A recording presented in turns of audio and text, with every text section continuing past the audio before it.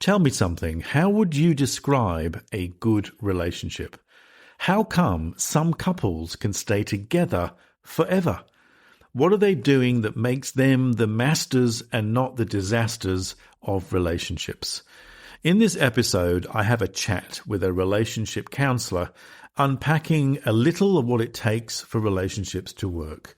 Welcome to Man Talk, a podcast of real conversations about life, your life, our life, the emotional well-being of men. My name is Howard Todd-Collins. I'm a psychotherapist, consultant, and coach in private practice and the host of Man Talk. So sit back, relax, and join me. We are about to discover some of the ingredients of a successful relationship.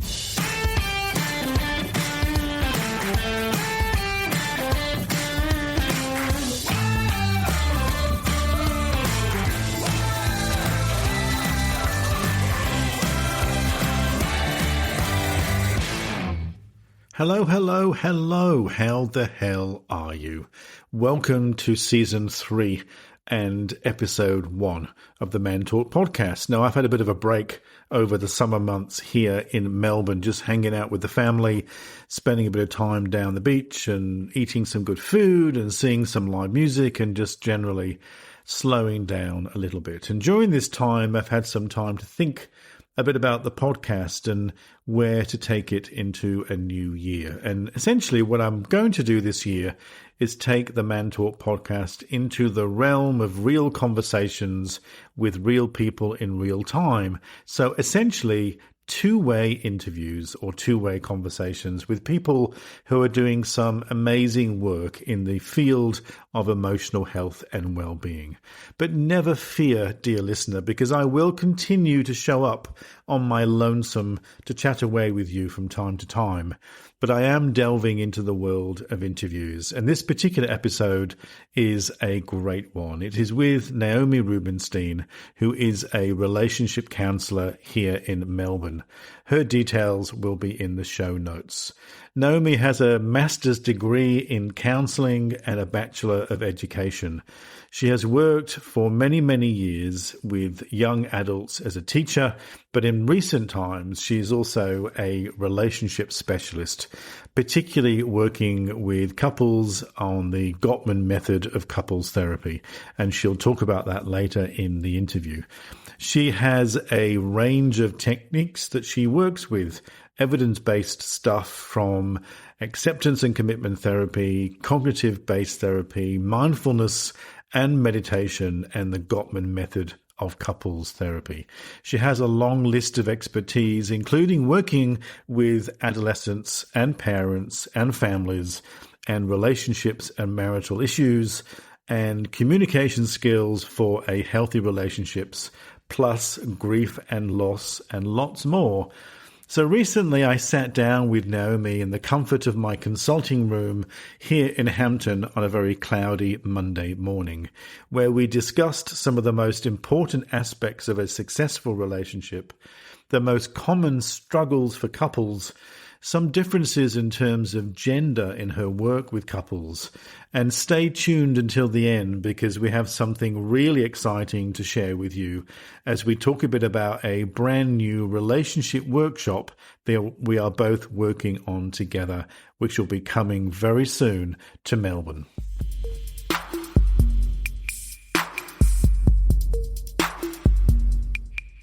I am delighted to have you here. Naomi, you're my first interviewee, and welcome to the Man Talk podcast. We're going to have a bit of a chat about relationships.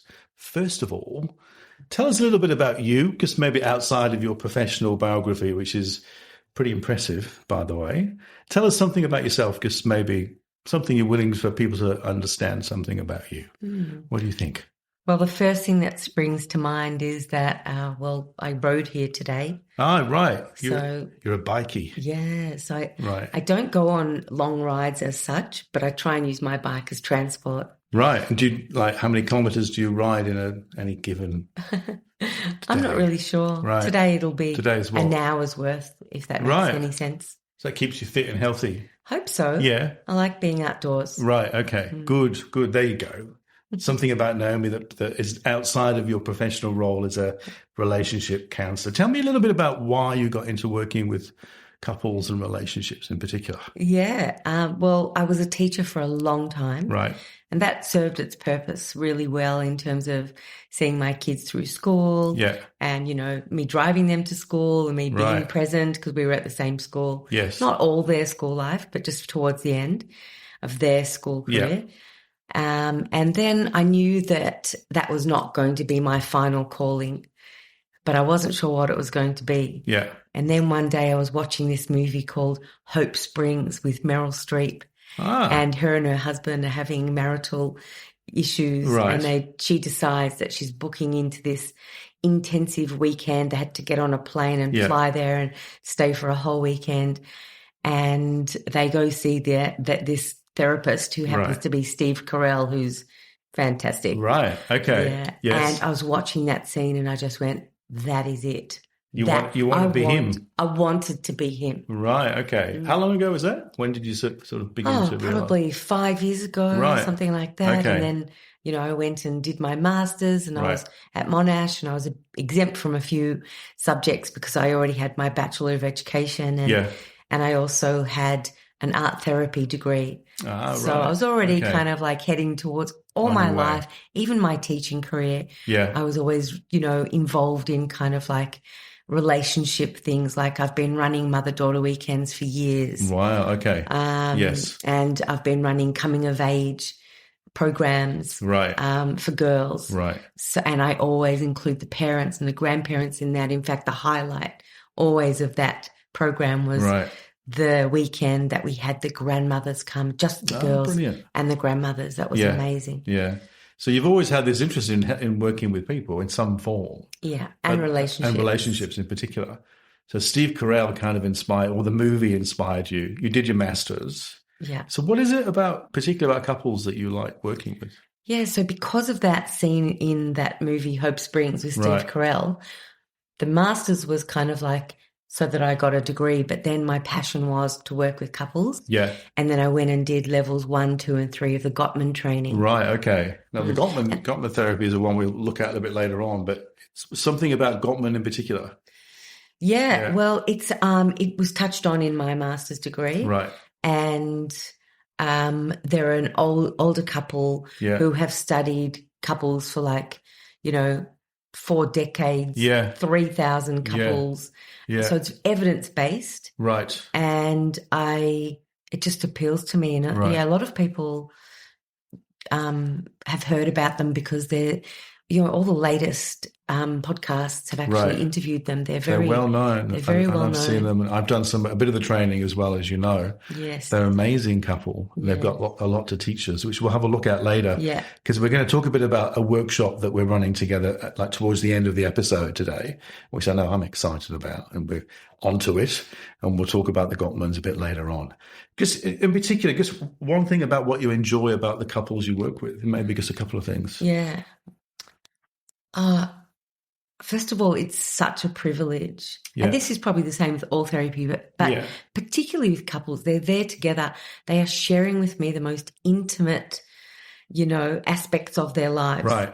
And it's to their benefit to share with me as quickly as possible. Right. Otherwise, they're wasting time. And some of these couples come to me and they really need immediate action. Otherwise, it's just going to continue to spiral downwards. Yeah. So just the mere fact that I feel like I'm helping them, I have tools through the Gottman method to give them to take away on that very first day. And I can tell that when they walk in and when they walk out, they are so much lighter because they can see the light at the end of the tunnel. That's brilliant, isn't it? So even after a session or so with couples, you can see them beginning to shift and change. I can. Yeah, right. That's brilliant. It's the most amazing feeling to know that I'm helping someone even in 60 minutes or 90 minutes. Right.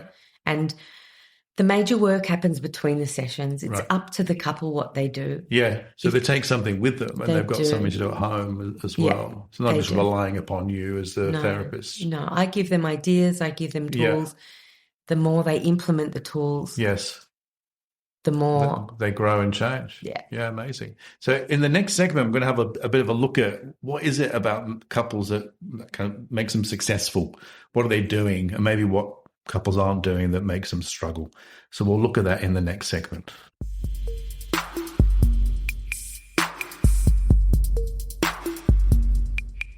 One of the things that I know most men ask me, particularly in my work, is what is it that couples do that makes them stay together forever? I don't know, that's kind of idea of a successful relationship. I don't know what you think the most important aspects of what couples can do, or men in particular, or women in particular can do to keep their relationship intact. What makes successful relationships successful? Yeah. What do you think? Well, just going by what the Gottmans say, they say that the difference between masters of relationships and disasters of relationships is that the masters make an effort. They put the effort in even when things are good. Right, okay.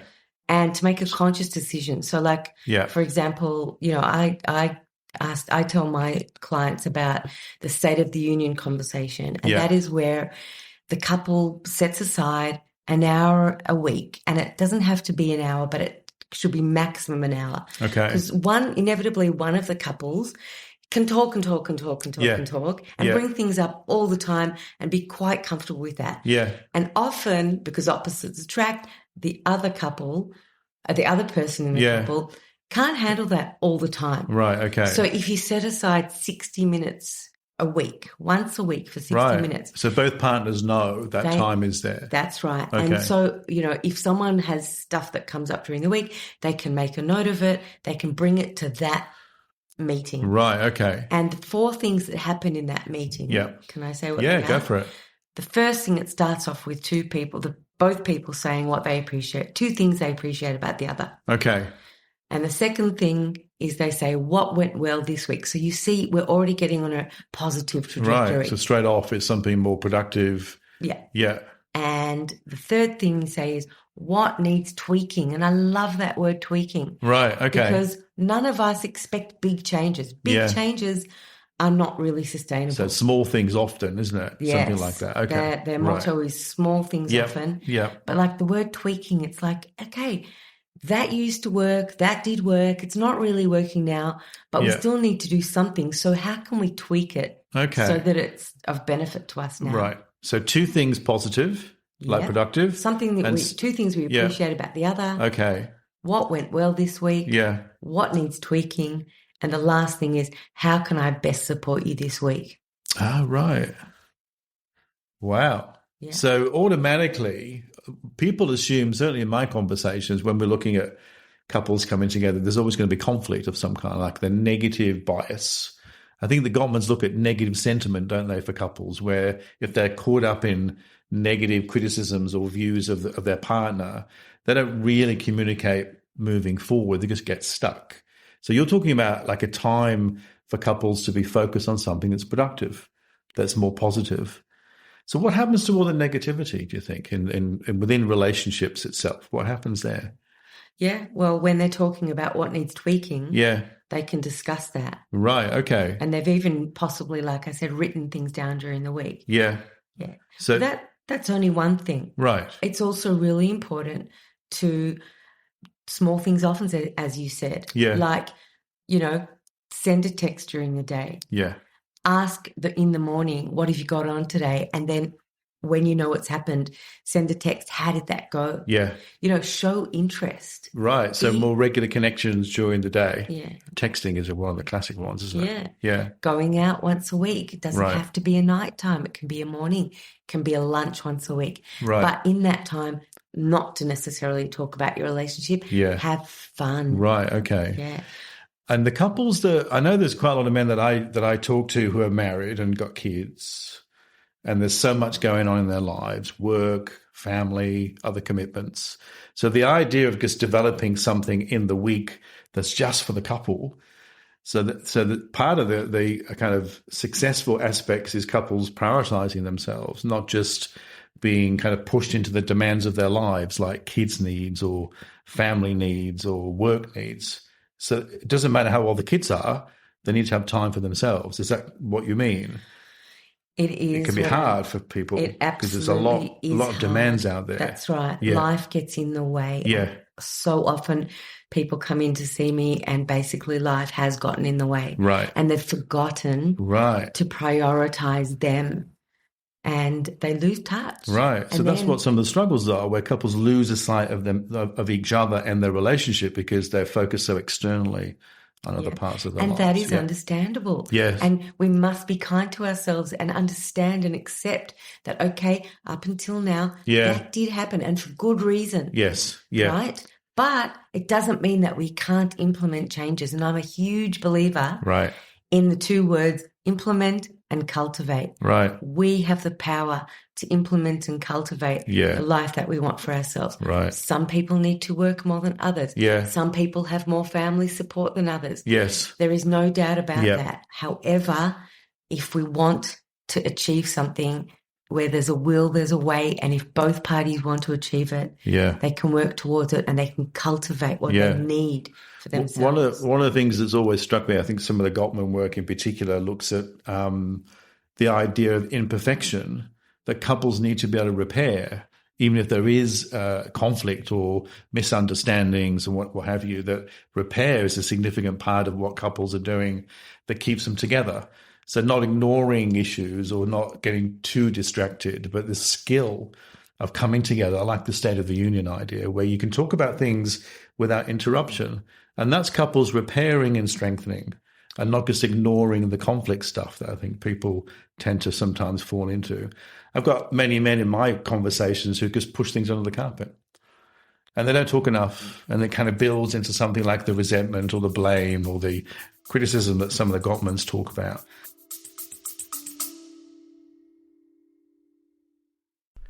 Hello. I'm sorry for interrupting this episode. I'm just dropping by, firstly, to ask you a question. What do you think the most common complaint most men and women make about their relationship? Well, it's communication problems. You thought I was going to say sex, didn't you? Well, that is actually a close second. But so many men in particular complain that they get tongue-tied and twisted when trying to communicate or open up with their partner, and often they end up shutting down or just saying the wrong things. So what is good communication in a relationship, I hear you ask? I'm so glad that you did. Well, I've actually created a free guide, Better Conversations for Blokes. It's a quick and easy guide to improving communication in your relationship. It's got heaps of tips and tricks and skills and actual phrases that you can use right now. It's made just for you. You can get the free guide in the show notes. Finish the episode and check out the show notes and find a way of improving your communication with your partner right now.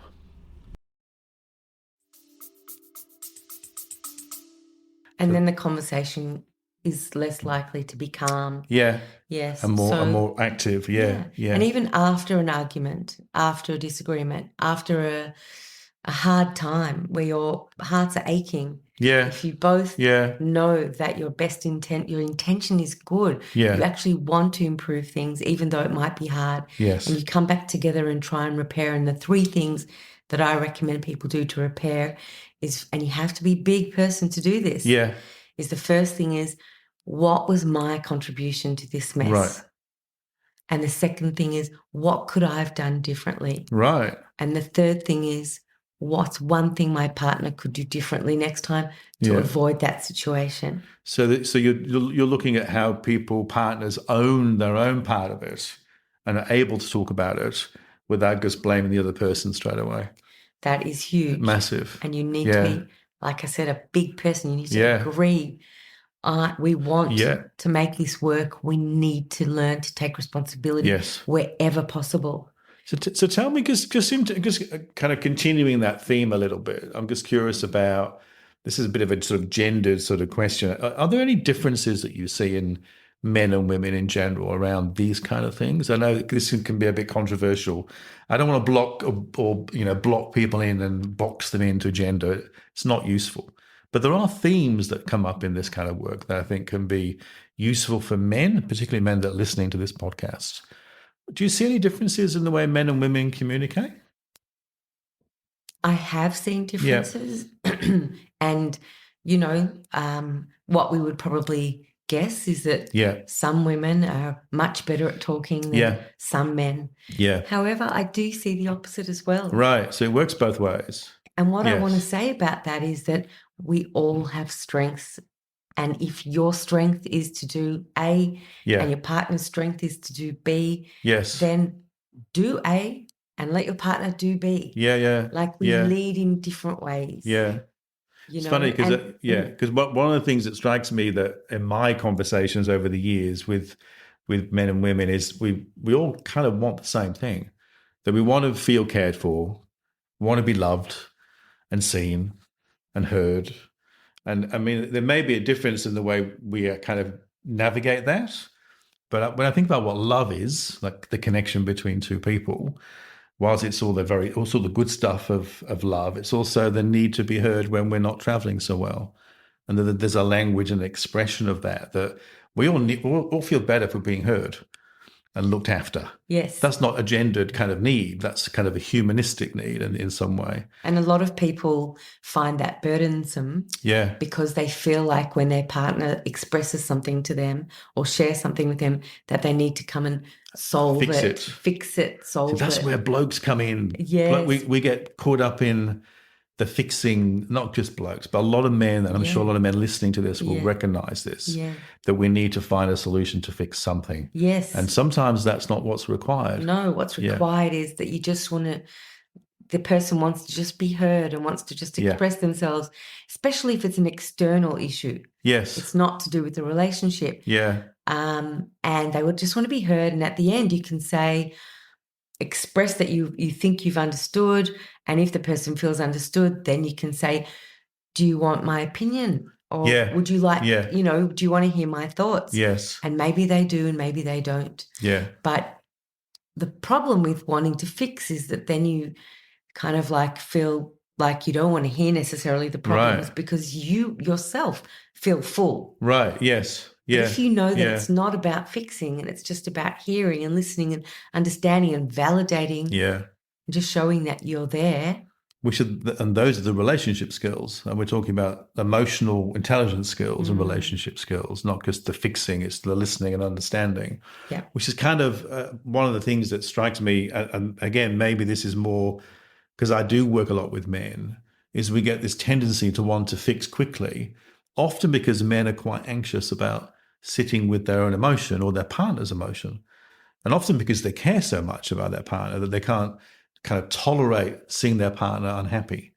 And that's an interesting dynamic particularly for a lot of the men that I work with. It's the same for women, but it's somehow a bit different because men's language of expression overall I find to be a little bit more pragmatic and solution focused. And what I like about the Gottman stuff, and we'll look at this shortly in terms of the workshop, because a lot of the Gottman work that we do is very skills oriented.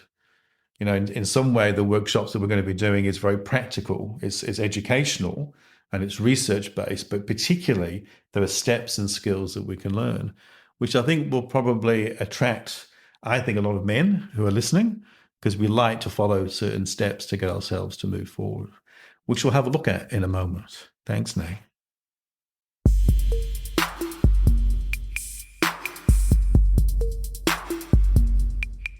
Okay, so this is the moment where we get to get excited about a workshop that Nay and I are doing together coming up in a few months here in Melbourne. But we want to talk a bit about what it's about. We're both excited about it, which is great. And also who it's for, what it's sort of based on. So this is a relationship workshop for couples. It's based on the work of John Gottman. And we're going to put some of those links into the show notes for the podcast anyway. So this is based on the 7 principles for making a marriage work, which is the stuff that Gottman and another woman, what was her name? Nance? Oh, she wrote it. Nan Silver, I think it is. They both did this work together. And it's based on a lot of the research that the Gottmans have done on what we've been talking about today is how couples make their relationship work, the masters versus the disasters. So we're doing a 2-day workshop. And this is for couples, essentially. So we want couples to come together, not individual partners. We want to come together, and we're going to have some fun. And we're going to do a bit of teaching, a bit of interactive stuff and exercises. Couples will come and do some conversations with each other, not with the whole group. So it's not therapy or anything like that, is it? It's therapeutic, but it's not therapy. That's right. And also it's like we will be sharing some stuff and having fun together as a group. So yeah.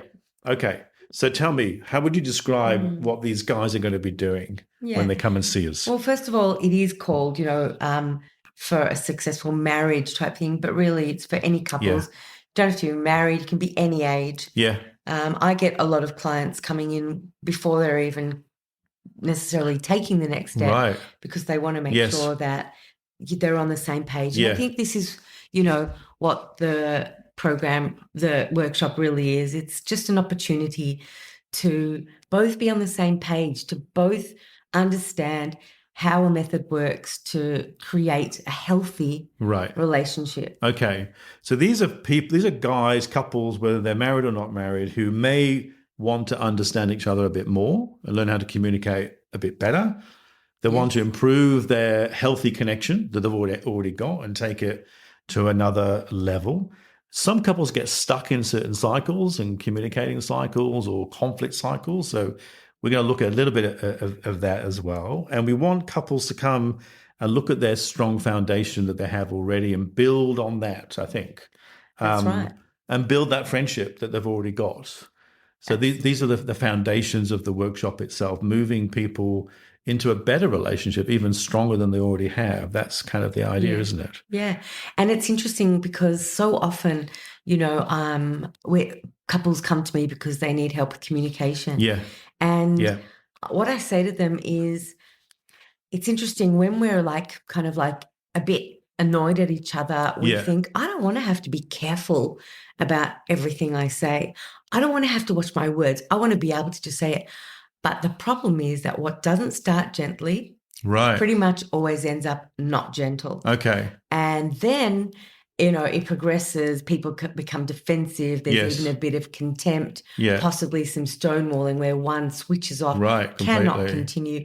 And all of those four things the Gottmans call the four horsemen, by the way. The four horsemen of the apocalypse. Yes, I remember, yes. They have antidotes, though. Right. And what I say is, if you do the antidotes to the four horsemen, and if you do take the time to try and start a conversation gently, that time that you resent spending is actually such a time saver, because typically it won't turn into a huge argument. Right, okay. And the argument takes time to repair. Yes. And the heartache bogs you down it's so such much. A waste of energy and a waste of time. Yeah. So in the end, you're actually saving so much time and heartache. Right. Okay. Just by trying to get it right in the first place. So part of what we're going to look at within the model that the Gottmans have is just a bit of that conflict style, how to change those four horsemen of the apocalypse, which I think a lot of people that I've spoken to, I've kind of just think about the idea of the apocalypse and I think, ooh. But there are ways of changing those styles. That's part of looking at conflict styles of communicating. We're going to look at other things within relationships as well, looking at their friendship and their connection and how they show admiration for each other. We're going to actually provide skills and exercises to focus on those things as well. You were saying earlier in the episode about how we, take for granted our time and we get busy and distracted, and that couples can spend time in that State of the Union connection. So this workshop is like the State of the Union times 100, because they're going to spend the day with us, or 2 days with us really, focusing on all these strengths of their relationship based on some evidence and research that the Gottmans have done. Well, the biggest way to build your friendship is by doing things together. Right. And you will learn so much from the workshop, but even the fact that you're taking the time out to spend that time with each other is an experience in itself, something that you will remember and talk about. It brings you closer because you experience more together. So there's something about the Sound Relationship House that the Gottmans have researched, which I'm going to put a link onto the show notes as well. But these are the foundations of a healthy, strong, trusting, committed relationship. We're going to have a look at all that in the workshop. There's a whole lot of worksheets, but also information, and couples will be able to take things home with them straight away and almost fairly quickly just shift their relationship into a slightly better space. Yeah, and we're human. We are going to slip now and then. Yeah. We can learn the tools and we might use them and we might be successful and then we may slip. But the key is to just slip and not slide. Yeah. Because you've got the information now to catch yourselves and to bring yourselves back together. Yeah. Slip and not slide. Yeah. I like that. That could be our little tagline. Relationship workshop, slip but not slide. That's right. I love it. I love it. So we're going to give people more information on the show notes. We're going to be showing up more on our various social media channels and websites. Naomi's got her own website. I've got my own website. We're going to come together and we're going to let people know soon. This 2-day workshop that we're doing in May in Melbourne. We're going to be on a rooftop workshop space with a view of the city, I think. Yeah. We're going to provide a bit of food and lots of fun. Predominantly, it's going to be a lot of fun. Yes. It's a really important thing to remember that people are going to make some time out to enjoy growing and changing their relationship to move forward. And I think what you said before about people who want to build a stronger relationship and even people who are really struggling at the moment. Yeah. They can benefit from this too. Absolutely. So we're going to wrap up this podcast. I actually want to thank you first. I think maybe I mentioned at the beginning, Naomi is the first interviewee of the Man Talk podcast because last year we did a whole lot of solo episodes. This is the first conversational style with a real person in the room. So thank you for coming in. It's a lot of fun. I'm looking forward to working with you. And hopefully these people out there listening, whoever they are, maybe there's just one guy, will come along to the workshop in May. So thanks for coming. You're so welcome. Good. It's been a pleasure. Good. Thank you.